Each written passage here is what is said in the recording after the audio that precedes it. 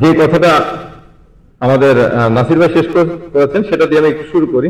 আমি আবার সবার পক্ষ থেকে ডক্টর আনিসুজ্জামান স্যার আমাদের এখানে আছেন, আমি ওনাকে আবারও রিকোয়েস্ট করবো নেগেটিভ ইকুইটির ব্যাপারটা আপনি কাইন্ডলি প্লিজ সিরিয়াসলি দেখেন। এই প্রবলেমটার জন্য কিন্তু কোনো ইনস্টিটিউশন দায়ী না, এই প্রবলেমটার জন্য সরকার দায়ী।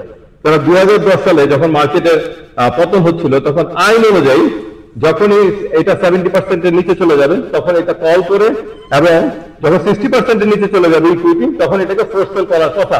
সারা পৃথিবীতে এভাবেই চলে। কিন্তু যখন এটা নেমে যাচ্ছিল এবং ইনস্টিটিউশন গুলো ফোর্স সেল করতে গেছে তখন গভর্নমেন্টের পক্ষ থেকে ফোন করে করে, এবং তখন তো সিকিউরিটি এক্সচেঞ্জ কমিশনও ফোন করে জোর করে কিন্তু আলটিমেটলি এই সেলগুলিকে বন্ধ করেছে, যার জন্য এই যে ক্ষতটা তৈরি হয়েছে 2010 সালের পর থেকে সেই ক্ষতটা আজকে পর্যন্ত সলভ হয় নাই।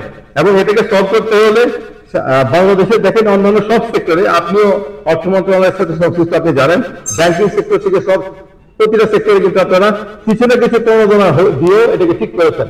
আমাদের এখানে কিন্তু আমরা আপাতত যা জানি তাতে এখন ইকুইটি নেগেটিভের পরিমাণ হচ্ছে প্রায় 10,000 কোটি টাকার মতো। এটাকে কিন্তু 2-3 ভাবে সলভ করার রাস্তা কিন্তু অলরেডি আমাদের মধ্যে থেকে দেওয়া হয়েছে।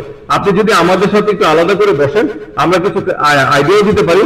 এর মধ্যে কিছু ইন্টারন্যাশনাল আইডিয়া আছে যেখানে বন্ড ইস্যু করা হয় গভর্নমেন্টের পক্ষ থেকে 5-6,000 বা 8,000 কোটি টাকার যদি একটা বন্ড ইস্যু করা হয়, যে বন্ডের মাধ্যমে আলটিমেটলি এটা গভর্নমেন্ট ইস্যু করবে, এবং এই যে যত ইকুইটি নেগেটিভের যত জায়গায় যা ফান্ড আছে সেটা গভর্নমেন্ট সমস্ত শেয়ারগুলো ওই বন্ডের আন্ডারে নিয়ে যাবে, এবং সেটা একটা 5 বছর মেয়াদি বা 10 বছর মেয়াদি থাকবে, যেটা একটা লকিং পিরিয়ডও থাকবে, সেখান থেকে সেল হবে না।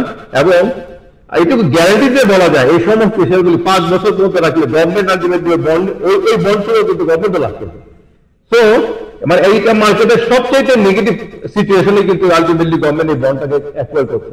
সো গভর্নমেন্টেরও অনেক বেনিফিট হবে, মার্কেট ইনস্ট্যান্টলি বেনিফিটেড হবে এই কারণে, কারণ সমস্ত ইনস্টিটিউশনগুলি একবারেই এখান থেকে রিলিজ পাবে এবং তারা নতুন উদ্যমে কাজ শুরু করতে পারবে। আর বাজারে যদি এতগুলো শেয়ার একটা জায়গায় ব্লক হয়ে যায় অটোমেটিক্যালি বাজারও রিভাইভ করবে, বাজার এখান থেকে বেড়ে যাওয়ার সম্ভাবনা আছে। আরো দুটা জিনিসের প্রতি মনোনিবেশ করতে চাচ্ছি। আমাদের স্টক মার্কেটকে বেটার করতে গেলে আমরা বারবারই দেখি আমাদের ক্ষুদ্র বিনিয়োগকারীরা আন্দোলন করছে, ক্ষুদ্র বিনিয়োগকারীরা বিভিন্ন জায়গায় সম্মেলন করছে। এটার কারণটা হচ্ছে পৃথিবীর প্রতিটা দেশে ওই ক্ষুদ্র বিনিয়োগকারীদের ইনভেস্টমেন্টের জায়গা হচ্ছে মিউচুয়াল ফান্ড অথবা মার্চেন্ট ব্যাংকের আন্ডারে, যেখানে মার্চেন্ট ব্যাংক নিজেই সিদ্ধান্ত নিবে তাদের পক্ষে ছোট ছোট বিনিয়োগকারী হয়ে। কিন্তু আমাদের এখানে মিউচুয়াল ফান্ড সেক্টরটা সবচেয়ে জঘন্য অবস্থায় আছে, এবং এটাকে রিভাইভ করা কি হবে সেক্ষেত্রে আইনি কিছু প্রণোদনা এবং ডিভিডেন্ড প্লাস এই যে মিউচুয়াল ফান্ডে যারা বিনিয়োগ করবে তাদের ট্যাক্সের যে বেনিফিট গুলো সেগুলো কি কি দেওয়া যায় সেগুলো একটু টাইম দিতে যদি বসা যায়, এসিসি এবং আপনি মিলে যদি বসেন আমার মনে হয় এটাকে সলভ করা সম্ভব। আর আইসিবি কে আমি বলবো, আইসিবির অত্যন্ত জনপ্রিয় একটা জিনিস ছিল যে আমি জানি, আমি যখন স্টক মার্কেটে প্রথম দিকে আসি তখন বয়স্ক সব লোকেরা ফ্যামিলির জন্য আইসিবির ইউনিট ফান্ড রেখে যেতেন, এবং আমাদের এখানকার যত সরকারি কর্মকর্তা কর্মচারীরা ছিলেন তারা সবাই এই আইসিবির ইউনিট ফান্ডে বিনিয়োগ করতেন।